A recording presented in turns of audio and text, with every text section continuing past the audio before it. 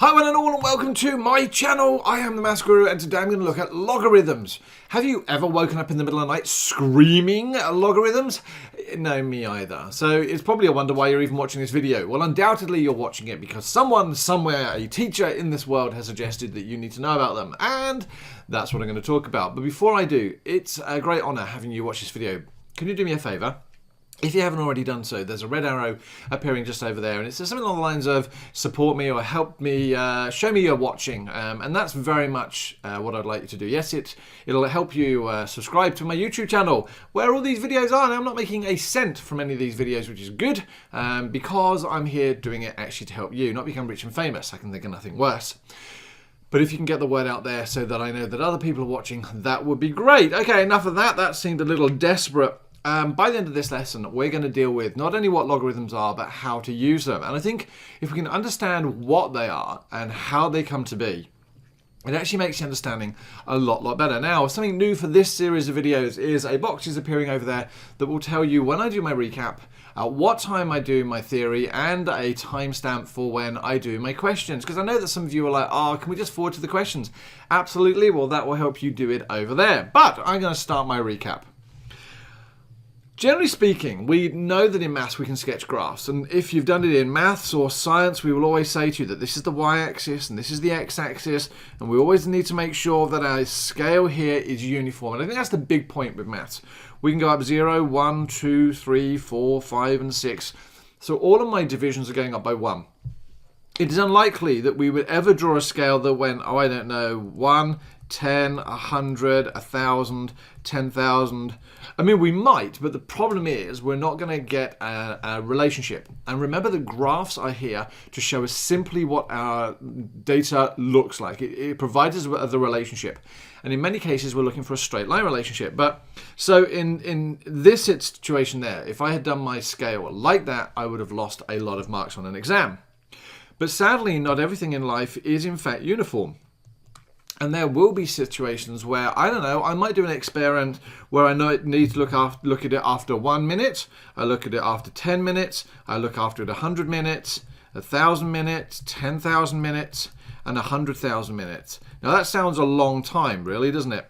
But it might be possible that we do that form of experiment. Now, to try and draw that on a set of axes, well, here would be 0, here would be 1, over here would be 10. That must mean that sort of over here, if I've got a really lucky as 100, I'm not going to fit 1,000 even on this scale.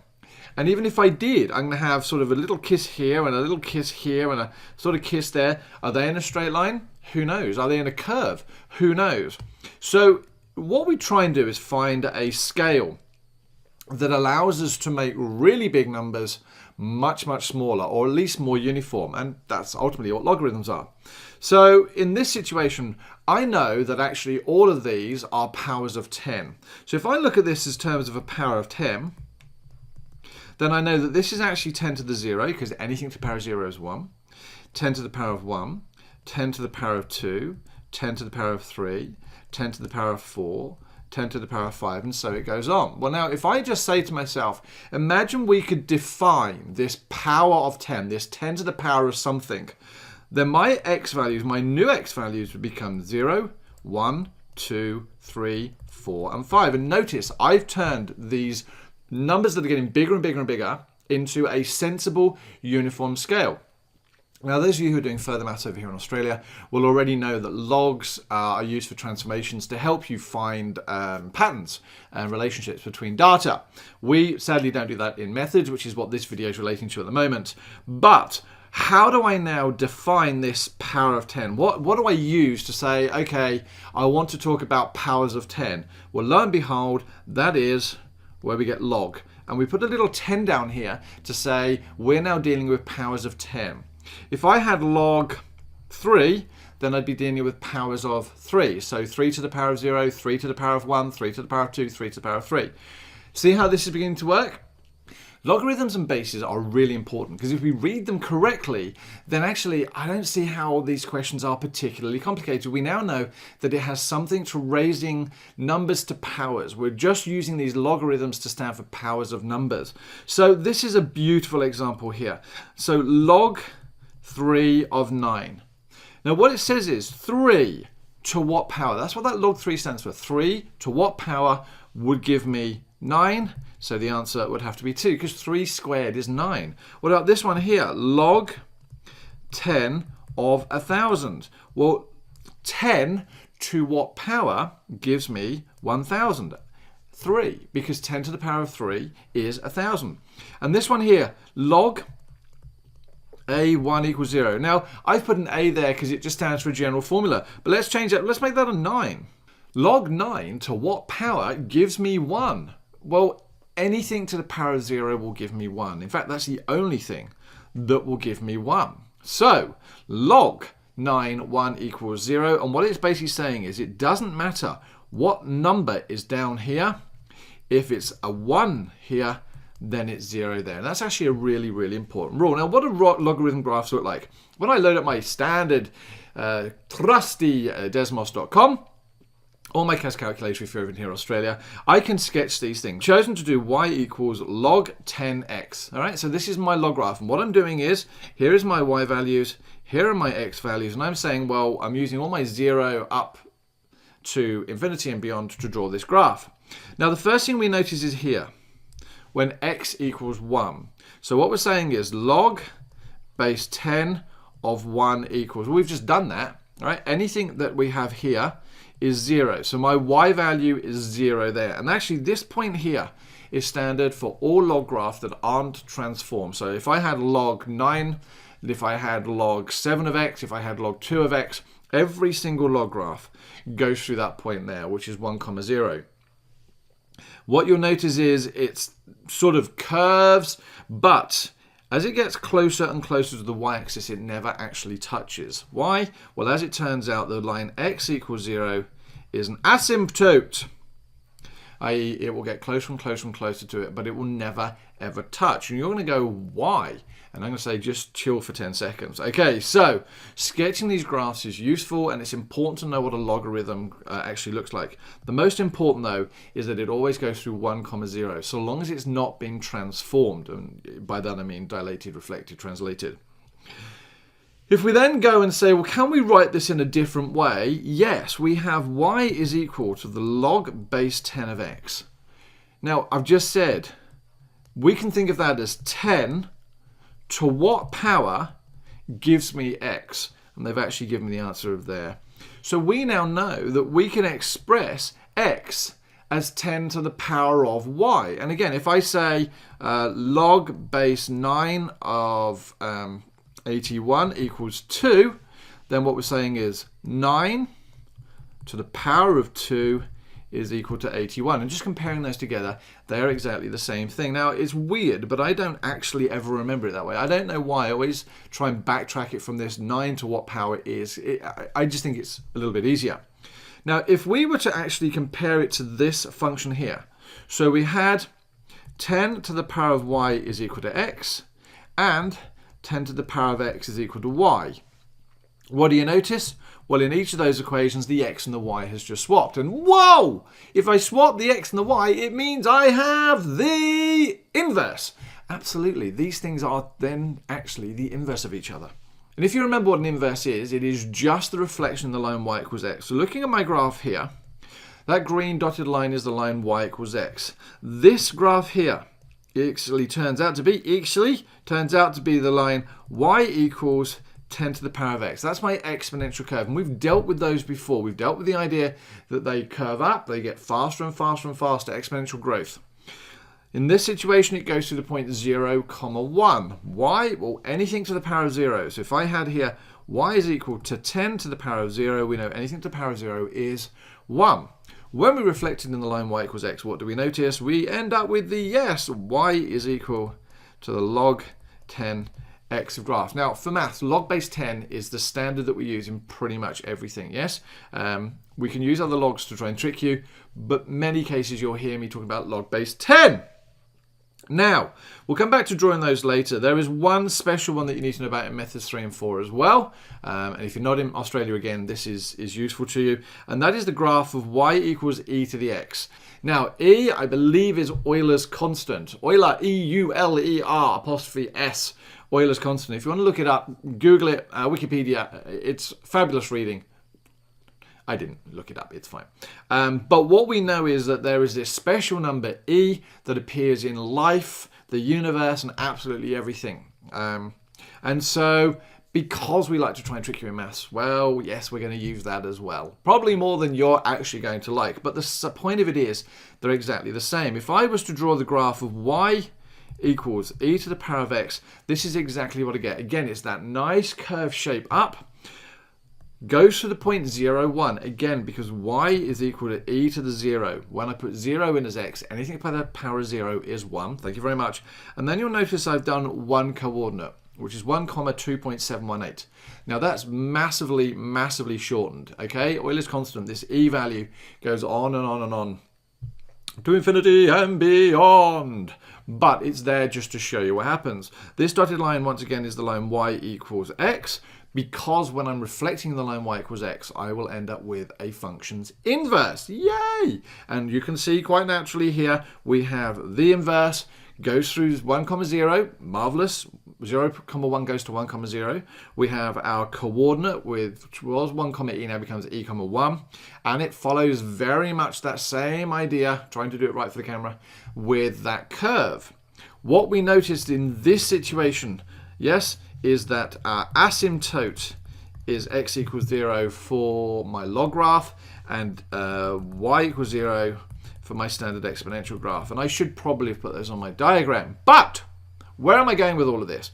Well, if we know that this is y equals e to the x, this graph here must be given by y equals log base e to the x. And that's a lot of writing. And because maths is maths, we would like to write that slightly shorter. So we can say log base e is equal to ln, which is the natural log. Yay, life is good. Now, why do we do that? Barry's been at it. I have no idea. But if you see now y equals ln x, that's just saying that you're looking at the log to the base e of x.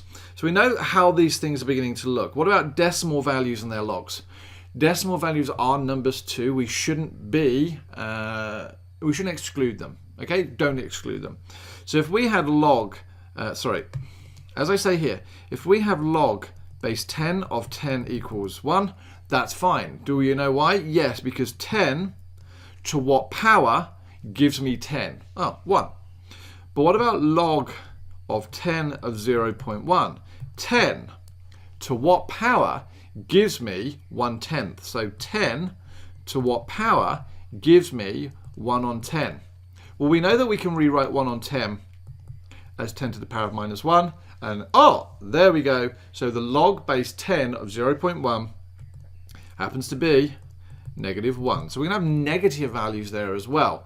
And we'll be careful with the idea of negative values. We can come back to that in a moment. So, recap of index laws. Remember from a previous video, we looked at the idea that when we had x squared times x cubed, we could come up with x to the power of 5. And when we had x to the power of 10 divided by x to the power of 7, we had x to the power of 3. And x to the power of 0 is always 1. And all those other, if we had a, b squared, all cubed, then it becomes a cubed, b to the power of 6. And we used all these fabulous index laws to help us simplify these.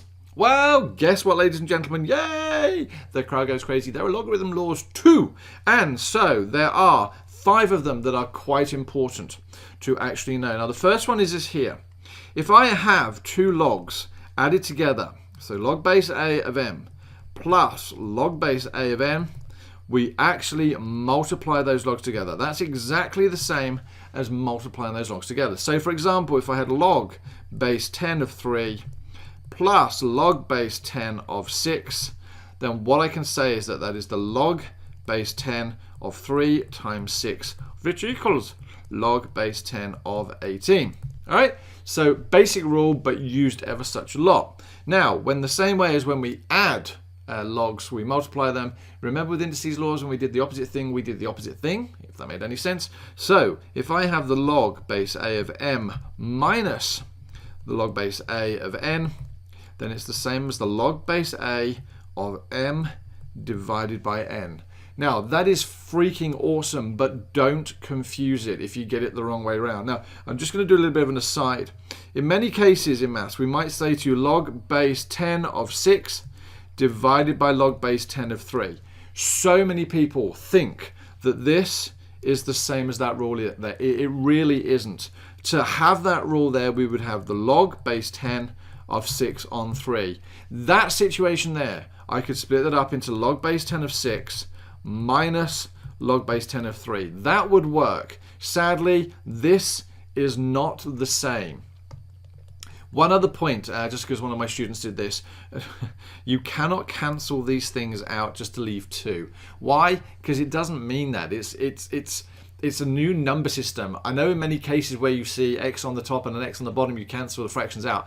You can't do that with here. All right. So please, please, please be very careful with logarithms. The one that I think people use the most in mathematics is actually log 3 and log 4, which are exactly the same rule, believe it or not. What we know is if I have log a m to the power of p, that is exactly the same as p times log a to the m. When we have a power of a logarithm, we can actually move it to the front of the logarithm. Now, I don't need to explain to you why that is at this moment in time in this particular video. You just almost need to accept it. But it is freaking awesome. And I'll tell you why. Because, for example, if I had 2 log base 10 of 3, I can re-express that to be log base 10 of 3 squared. Now, you're going to say, why would that be important to me? And I'll show you some examples in a moment. But if the power is here, you can move it to the front. If it's at the front, you can move it back to a power. So again, that could be re-expressed as log base 10 of 9. And you're going to say, but why? And I'm going to say, if you trust me, we do use this. And in the same way as I did earlier, if we have log base of, let's say, 1/9, that 1 over 9 can be re-expressed to log base 9 of 9 to the power of minus 1. And the minute I have a power, I can move it to the front. So that's exactly the same as minus 1 times the log base 9 of 9. And 9 to what power is? It would be 1, so the answer would be minus 1. Yeah, so if I put minus 1 there, that would be the correct answer. Again, why? Because to what power of 9 gives 9? Well, the answer would be 1. So that would be minus 1 times 1, which would be minus 1. Again, these two rules here are freaking awesome. And that last rule there, I've already used in previous examples just to say, make sure you know that any log of 1 is equal to 0. All right, and any log of itself is 1. All right, so let's do some funky logarithm equations. Whee! And the question says, find x if log 2 of x is equal to 6. So it says 2 to the power of 6 gives me that value there. Oh, awesome. 2 to the power of 6 gives me x. And 2 to the power of 6 is 2, 4, 8, 16, 32, and 64. So in this situation, x would be giving us 64. Now that's one way to do it. There is another way of doing it, and I have to say, I think I prefer the second way of doing it. I've got log of base 2 to the x is equal to 6. Now, I can say to myself, how do I undo a log 2? Well, bearing in mind this is powers, right? So we've already sort of taken away the power bit. I want to put back the power. So what I can do is take the power of 2 of both sides. So the power of 2 gets rid of that, which just leaves x. And then 2 to the power of 6 gives me, once again, 2, 4, 8, 16, 32, and 64. So this is doing things backwards. Find x if log 3 of 2x plus 1 is equal to 3. Now, again, 3 to what power? So again, 3 to the power of 3 must give me this thing here. So using that idea of 3 to the power of 3, so I'm going to write that out now. So 3 to the power of 3 is 2x plus 1. We know what 3 to the power of 3 is. It's 9 and 27. Yep. So 2x plus 1 is equal to 27. 2x is equal to 26. So x would be equal to 13. That's one way of doing it. The other way, by getting rid of that log 3, is, so writing out again, log 3 of 2x plus 1 equals 3. I want to get rid of that log 3, which means I raise everything to the power of 3. So that's going to go, which leaves me 2x plus 1, and raise everything to the power of 3 on that side. Basically gives me the same equation, 2x plus 1 equals 27, and so fast forwarding, x is equal to 13. This log stuff doesn't really get much harder than this. Now combining some of these log laws, we have log base e plus log base equals log base. Right, okay, well, when I have two logs added together, if you remember, you multiply them. So I now can say that that becomes log e of x minus 1 multiplied by x plus 2 is equal to the log base e of 6x minus 8. How do I go forward now? Well, the good thing is when I have logs on both sides, so long as there's a log of one expression and a log of another, they cancel each other out. The other way I think about it is I'm raising everything to the power of e.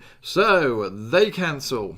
And they cancel now. One simple, and I get x squared plus 2x minus x minus 2 is equal to 6x minus 8. Oh, we got a quadratic equation. This is lovely. So x squared plus 2x minus x minus 2 minus 6x plus 8 is equal to 0. So the x squareds, collect those together. 2x minus x is x, minus 6x is minus 5x, minus 2 plus 8 is equal to plus 6 is equal to 0. Sticking with this as a pencil and paper, let's do a quick t method. That's going to give me 6, which gives me, what do I want? 1 and 6, nope, 2 and 3. Well, 2 and 3 makes 5, minus 2 and minus 3 works. So I get x squared minus 2x minus 3x plus 6 equals 0. And moving over here, so I've got some room. I get, by grouping, I'm going to factorize that. By grouping, I get x minus 2. Take out minus 3 gives me x minus 2 is equal to 0. See how this is all coming together? It's fabulous. I love quadratics, which gives me my solution of x minus 3 equals 0 or x minus 2 equals 0. Now, I know I'm writing this out longhand, but the point of it is writing it out longhand helps you see my thought processes. In an exam or in your own situation, you may well just cut out much of this working out by doing it in your head. Okay, but try not to make mistakes. So my two solutions of x, to allow that to work, would give me 3 and 2. The crowd goes crazy. Now, when solving functions, you must always check the reasonableness of the answer. Remember, you cannot have negative values of x. And to go back, when we have logarithms, that point there will always be 1, 0. This asymptote here tells me that no negative value of x is possible. And that's very much what I mean. If I had solved this and ended up with x equals 3 and x equals minus 2, for example, I would have had to have discount the minus 2 value, because minus 2 would have been here, and the graph does not exist past 0. It doesn't even exist at 0. Okay, so solve the following to find the value of x. We've got a minus sign again, so what am I going to do? I'm going to divide them. Yes, I'm going to divide them because we had the plus before. So I get log 2 and in brackets of x on 7 minus 2x equals log base 2 of 6. I've got one log on one side, one log on the other, which means that they can effectively cancel out, which gives me x on 7 minus 2x is equal to 6. All right, multiply up gives me x is equal to 6 lots of 7 minus 2x. This seems like a really trivially easy example. Now, we get that x is equal to 42 minus 12x. So 13x is equal to 42. And x is equal to 42 on 13. I'm actually going to leave it like that as an exact value. I could put it into my calculator and see what came out. But because x isn't going to be negative there, life is good and I'm very, very happy. All right, ladies and gentlemen, that is pretty much it. Here we go for a quick recap. We started the lesson by looking at logarithms. Yes, we did. And we looked at the idea of why we would need logarithms in terms of coming up with a number system that will make graphs have a more sensible scale. We change big numbers into smaller, more manageable numbers by looking at powers. I did examples of how we can think of the bases as the powers and how we can solve some pretty interesting examples. I looked at the graph of what a logarithm looks like before moving on to the all-important graph of its exponential. We found that they were inverses of each other, and I did a wonderful little comparison of the graph of e to the x and natural log to the x before moving on to decimal numbers and logarithm laws and putting those into examples where we did a number of exciting things that involve quadratics and logarithms. And breathe. All right, ladies and gentlemen, that is the end of this lesson. Thank you so much for watching. As ever, it is always good to have you. Hopefully you've learned something. Hopefully it has made sense. And if not, please, I'm trying my best. Don't flame me. Have you subscribed? No? There you go, ladies and gentlemen. There is a doohickey there for you to subscribe. And if you can get out there and tell some people, Instagram it, even if you just throw out Instagram to the world, I'd be deeply grateful. Otherwise, there is a new video loading for you over there. As ever, it is good seeing you. Thank you very much for your time. I look forward to seeing you next time. MaffsGuru out.